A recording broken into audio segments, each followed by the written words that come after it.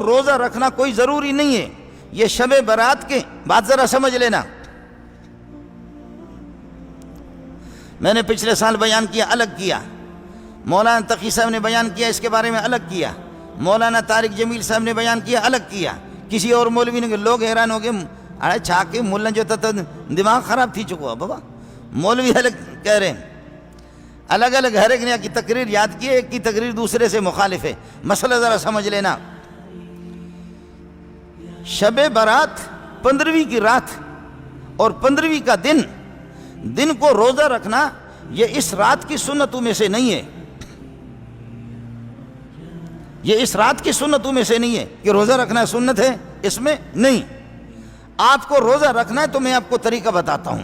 وہ یہ ہے کہ حدیث سے جس کا ثبوت ہے وہ یہ ہے کہ میرے نبی نے ہر مہینے میں ایام 20 کے روزے رکھے، 13 14 15 13 14 15 13 14 15.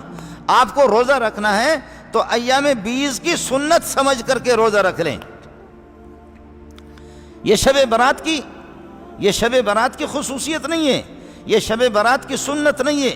میرے نبی نے 15ویں کے دن کو روزہ رکھنا، اس بارے میں کوئی ایسی حدیث نہیں ہے.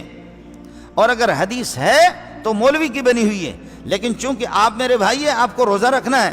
بھائی آپ کو کندھاری انار کھانا ہے نا، ٹھیک ہے، مقصد ہے کندھاری انار آپ کو کھانا ہے تو کندھار جانے کی ضرورت کیا ہے؟ میں سبزی منڈی سے لے کر آپ کو دے دوں گا.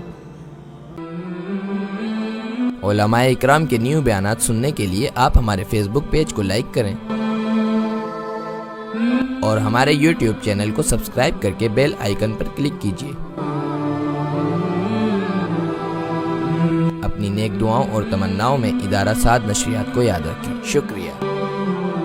علماء حق کی آواز، سعد نشریات.